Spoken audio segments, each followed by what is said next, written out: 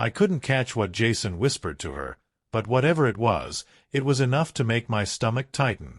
Sarah's reaction was subtle, a quick blush that she tried to suppress, a small nod, and a fleeting smile that disappeared just as quickly as it had appeared.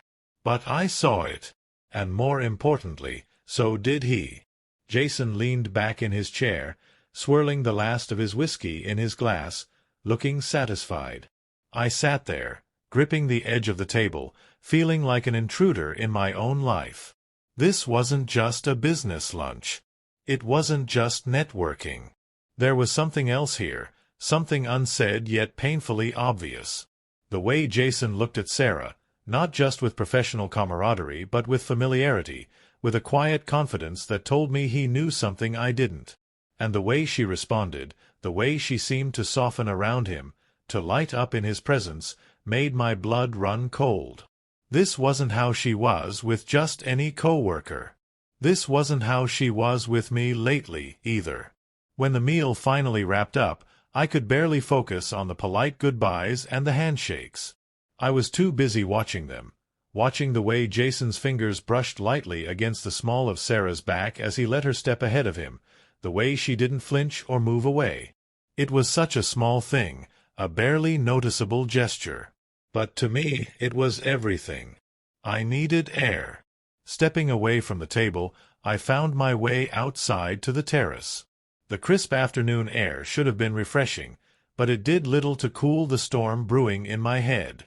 I gripped the cold iron railing, staring out at the manicured lawns and pristine golf course stretching out before me, but all I could see was that moment at the table. Sarah's blush, Jason's smirk, the silent understanding between them. How long had this been going on? Was I imagining things? Was I reading too much into a simple interaction, or had I been blind to something deeper, something that had been happening right under my nose? I exhaled sharply, trying to shake the feeling. Maybe I was overreacting. Maybe it was nothing. Maybe. But deep down, I already knew. I hadn't been invited here for a business lunch. I had been invited to be a spectator. And I had a sinking feeling that I wasn't going to like what I found. I couldn't hear what was said, but whatever it was, it made her smile, not her polite, practiced work smile, but a real one. And that was the moment I knew I wasn't imagining things. Something was going on, and I was going to find out what.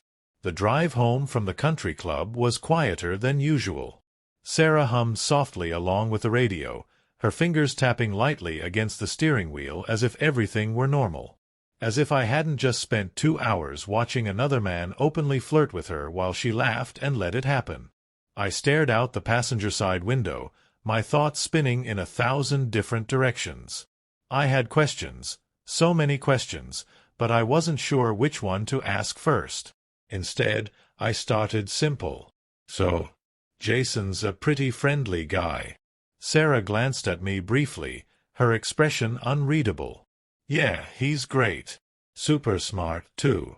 He's helped me a lot on my projects. I let that sit for a moment before adding, he seems really comfortable with you. She gave a small, dismissive shrug.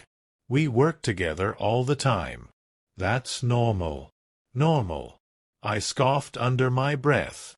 Sarah, he kissed you on the cheek. She sighed, her grip on the steering wheel tightening ever so slightly. Alex, it's not a big deal. That's just how Jason is. He's friendly with everyone. Friendly. That word sat heavy in my chest. I turned my head to look at her, studying the way she kept her gaze on the road. Do you two hang out outside of work? Her lips parted slightly, just a flicker of hesitation before she answered. Sometimes. You know, happy hours, work dinners, things like today. I tried to keep my voice calm. Things like today. You never mentioned that before. She exhaled, shaking her head. Because it's not a big deal, Alex. Seriously. You're making this sound like something it's not. Was I? Because I was pretty sure I had just watched my wife act like she was in a completely different relationship, one I wasn't a part of. Still, I didn't push further. Not yet. I needed to see more. I needed to be sure. The rest of the ride was silent. And when we finally pulled into the driveway, Sarah grabbed her purse and headed inside without another word. I sat in the car for a moment, staring at the dark-recessed windows of our house. That feeling in my gut, the one that had been there since she first invited me to this lunch, wasn't just lingering anymore. It was screaming. The shift. Over the next few days, Sarah's behavior started to change. At first, it was small things. She began staying late at work more often, coming home hours past her usual time. When I asked about it, she always had an excuse: meetings, deadlines, last-minute revisions. I told myself it made sense. She had a demanding job. She worked hard. But then there was her phone. Sarah had never been secretive with her phone before. She used to leave it out on the counter, charging overnight, unlocked and within reach. But now, it was always with her. At dinner, she kept it face down next to her plate. If I so much as glanced at it, she tilted it away from view. At night, she took it into the bathroom with her, something she never used to do.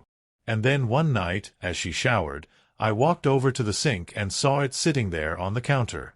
Locked. That wasn't what caught my attention. She had changed her passcode. My stomach twisted. She had never hidden anything from me before. But now, she was locking me out. I took a step back, gripping the edge of the counter, trying to steady my breathing. I needed to know what was going on. I needed proof. The breaking point. The tipping point came on a Wednesday night. Sarah had texted me earlier in the day, working late again. Don't wait up. Love you, red heart. I read the message at least 5 times. The longer I stared at it, the more wrong it felt. It was the heart. She almost never used emojis in texts to me. Not unless she was trying to reassure me about something. Or cover something up. I decided to test a theory. I waited a few hours, then texted back. Okay. What time do you think you'll be home? No response. I checked my phone again 30 minutes later. Still nothing. An hour passed. I tried calling. Straight to voicemail. That was when I knew she wasn't at work. She didn't want me to know where she was. I wasn't about to sit around and let her keep lying to me. I grabbed my keys, threw on a jacket, and got in my car. I didn't know exactly where she was. But I had an idea. And I was going to find out the truth. The truth. I drove around for nearly an hour, checking every place I could think of. Sarah's office was dark when I passed by. Completely empty. No late-night meetings. No working late. I checked a few bars near her office, thinking maybe she had gone out for drinks with her team. She wasn't at any of them. Then I started thinking about Jason. Where would he take her? The country club? No, that was too public. If something was going on, they'd want privacy. And that's when it hit me. Hotels. I pulled into the parking lot of the Fairmont Grand, one of the most expensive hotels in the city. The kind of place where people went to be discreet. I wasn't sure what I expected, but as I sat there, scanning the entrance, I felt sick. I had no real proof. Not yet. But my gut told me this was where I needed to be. I waited. 20 minutes passed. No sign of her. Maybe I was wrong. Maybe she really was working. Then my phone buzzed. Sarah, just got out of the office. Heading home now. Love you. I gritted my teeth. She was lying. I started my car and headed home. I needed to cool down. I needed a plan. Because I wasn't just going to expose her. I was going to destroy every lie she had ever told.